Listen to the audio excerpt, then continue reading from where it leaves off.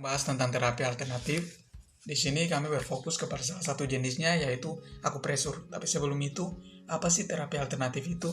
Terapi alternatif merupakan suatu pengobatan alternatif. Menurut Hermalinda 2015, pengobatan alternatif adalah sebagai pengobatan pengganti atau alternatif pengganti dari pengobatan medis. Biasanya juga pengobatan ini dilakukan tanpa pengobatan medis. Di terapi alternatif ini ada beberapa jenisnya, antara lain yang pertama ada aromaterapi. Aromaterapi ini merupakan suatu pengobatan dengan cara mengaplikasikan minyak esensial dari tumbuhan ke seluruh tubuh, ke bagian-bagian tubuh. Seringnya juga dibarengi dengan pijatan. Kemudian ada refleksiologi. Refleksiologi ini menggunakan tekanan manual ke arah spesifik, itu khususnya pada telapak kaki. Mengapa telapak kaki? Karena telapak kaki ini terhubung dengan organ-organ tubuh lainnya. Kemudian ada akupuntur. Untuk akupuntur ini adalah suatu metode tradisional yang berasal dari Cina, yang menghasilkan analgesia atau hilangnya rasa sakit atau perubahan fungsi tubuh dengan cara memasukkan jarum tipis di sepanjang rangkaian garis atau jalur yang disebut median.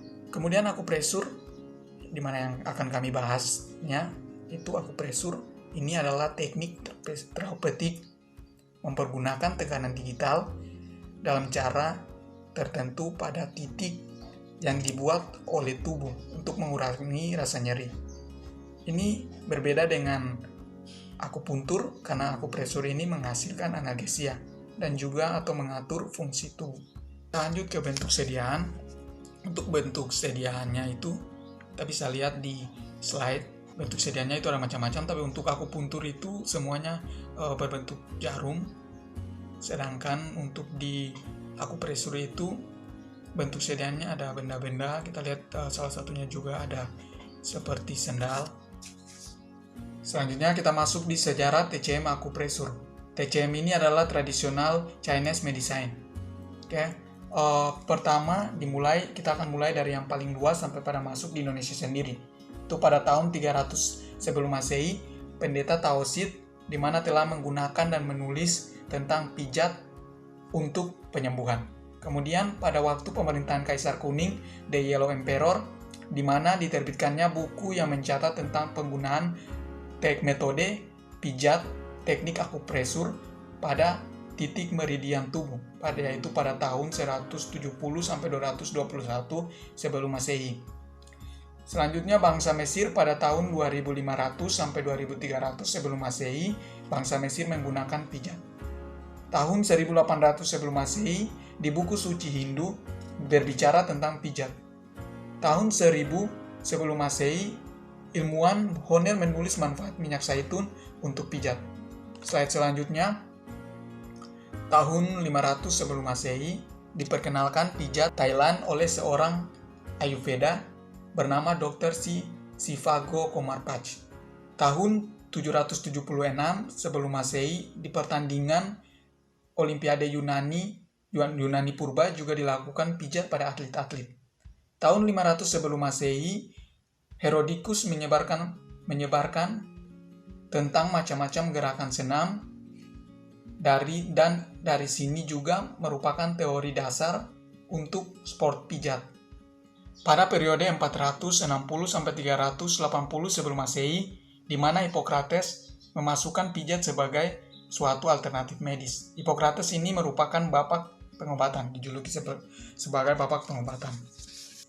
60 sebelum Masehi, Julius Caesar yang mendapat perawatan dari Pliny, ahli naturalisnya, dilakukan dengan cara cubit-cubitan kecil yang meredakan sakit kepala. Tahun 600 berkembang shiatsu dari Jepang. Kemudian tahun 980 sampai 1037, seorang ilmuwan kesehatan Arab menggunakan metode penyembuhan melalui pelemasan otot. Sekarang kita masuk pada sejarah di Indonesia sendiri. Di Indonesia diawali pada tahun 300 sebelum Masehi, zaman prasejarah, dibawa oleh bangsa dari Yunan, Cina Selatan. Kemudian pada abad 1 Masehi, juga tahun 1292 sampai 1478. Penemuan prasasti yang isinya tentang pengobatan. Kemudian peninggalan artefak juga. Kemudian selanjutnya perkembangan pijat Indonesia terus berkembang. Sehingga pada bulan Agustus 2016 didirikan P3AI. P3AI ini adalah persaudaraan pelaku dan pemerhati akupresur Indonesia. Untuk dapat melakukan teknik akupresur, kita harus mengerti juga tentang jalur median. Jalur median ini untuk pengertiannya adalah jalur meridian, sebuah sistem terdiri dari saluran membujur dan melintang tersebar di seluruh tubuh. Ada 12 meridian umum dan 12 meridian khusus. Pengertian lain, meridian garis membujur dan melintang pada globe. Dalam ilmu akupuntur, ada jalur-jalur aliran energi vital atau Qi, di mana ini menghubungkan masing-masing bagian tubuh. 12 meridian umum. Ini mengalir dalam siklus tertutup. Kita kenal ada yin dan yang. Dimulai dari taing, tangan, paru-paru, ke meridian yang min. Itu tangan usus besar ke yang min kaki lambung. Sampai meridian Jue Ying, kaki hati. Kemudian kembali lagi ke awal, terus-menerus dalam siklus yang tertutup dan berkesinambungan. Akupresur untuk hipertensi. Pengaruh dari akupresur adalah merangsang pengeluaran serotonin yang berfungsi sebagai neurotransmitter, membawa signal rangsangan ke batang otak yang dapat mengaktifkan kelenjar pineal untuk memproduksi hormon melatonin. Hormon melatonin inilah yang mempengaruhi tekanan darah. Indikasi untuk penggunaan terapi akupresur diantaranya adalah nyeri punggung, sakit kepala, osteoartritis, nyeri otot, nyeri leher, nyeri preoperasi dan postoperasi, mual muntah, dan masalah tidur. Adapun kontraindikasi untuk penggunaan terapi akupresur diantaranya adalah kulit yang terluka, kulit yang terbakar, bengkak, patah tulang, gawat darurat, dan pasien yang akan menjalani proses operasi.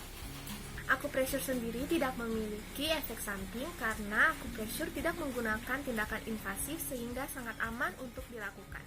Farmakodinamik dari terapi akupresur adalah terapi akupresur pada titik-titik seperti LR2 atau liver, LR3, SP6 atau spleen, KI3 atau kidney, L4 atau large intestine, dan P6 atau perikardium dapat menstimulasi sel mast untuk melepaskan histamin sebagai mediator vasodilatasi pembuluh darah sehingga terjadinya peningkatan sirkulasi darah yang menjadikan tubuh menjadi lebih rileks dan pada akhirnya menurunkan tekanan darah.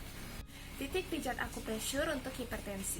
Akupresur dilakukan pada titik LR2 atau liver, LR3, SP6 atau spleen, KI3 atau kidney, LI4 atau large intestine, dan P6 atau perikardium.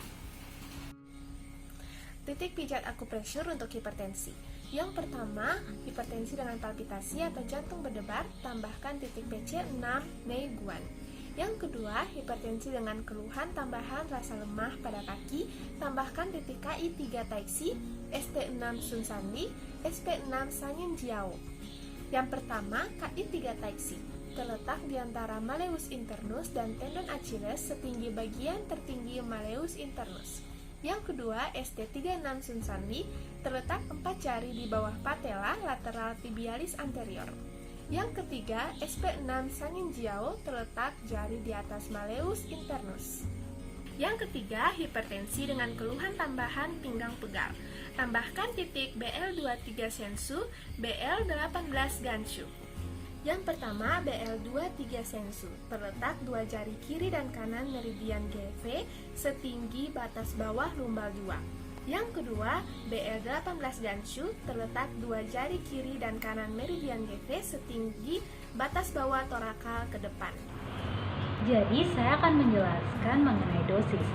Mungkin dosis ini berbeda dengan dosis pemberian obat lainnya karena di dalam terapi alternatif, terkhususnya terapi akupresur, dilakukan selama 2 menit sampai 30 menit 3 kali dalam seminggu. Teknik memijat pada terapi akupresur. Yang kita lakukan pertama-tama adalah kita harus menemukan titik pijat. Titik pijat ini yang dimaksud adalah misalnya rasa nyeri, pegal, atau linu. Setelah kita menemukan titik pijat, maka kita dapat melakukan pemijatan dengan menggunakan jari tangan, yaitu bisa jempol ataupun jari telunjuk.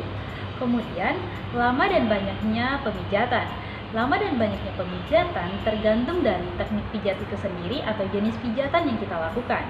Jika pemijatan yang kita lakukan adalah untuk menguatkan seperti untuk penyakit dingin, lemal, pucat, atau lesu, dapat dilakukan maksimal 30 kali tekanan pada masing-masing titik dengan pemutaran searah jarum jam.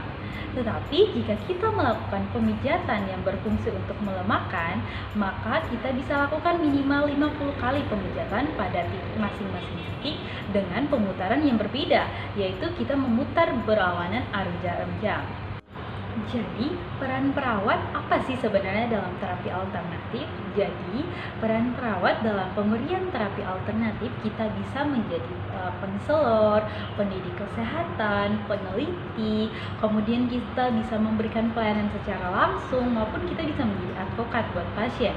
Sebagai konselor, perawat menjadi tempat bertanya, berdiskusi, dan berkonsultasi bagi pasien untuk menemukan informasi yang dibutuhkan terkait dengan terapi alternatif.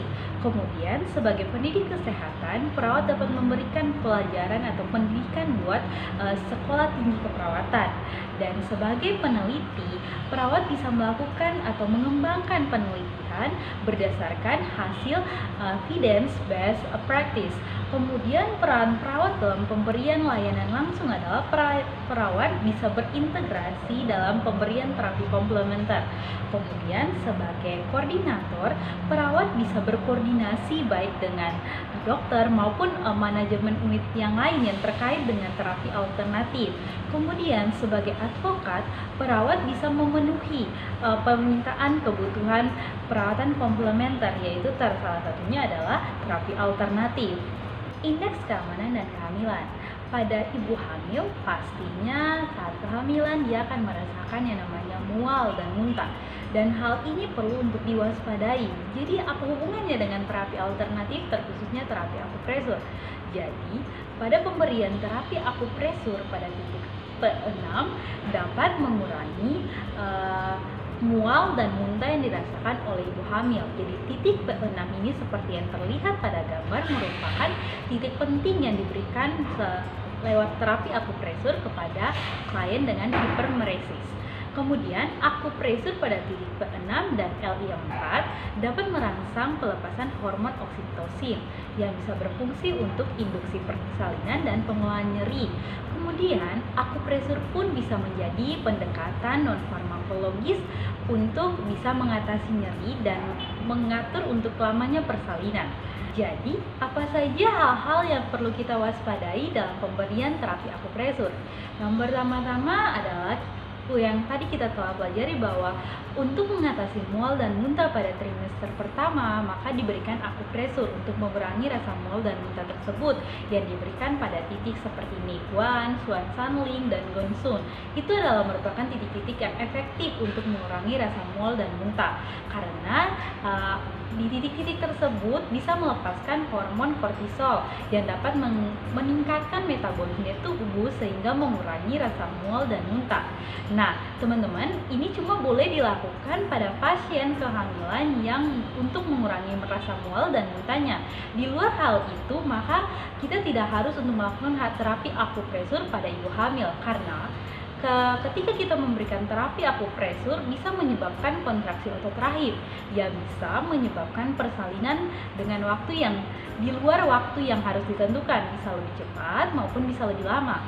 Kemudian hal kedua yang perlu kita perhatikan adalah ketika memberikan terapi akupresur, pasien tidak boleh terlalu lapar ataupun terlalu kenyang.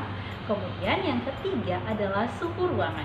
Kita harus memperhatikan suhu ruangan pada saat pemberian terapi akupresur karena suhu ruangan tidak boleh terlalu dingin maupun terlalu panas. Kemudian kita harus memberikan suhu udara yang sirkulasi udara yang baik untuk pemberian terapi akupresur dan jangan sekali-sekali memberikan terapi akupresur pada ruangan yang berasap.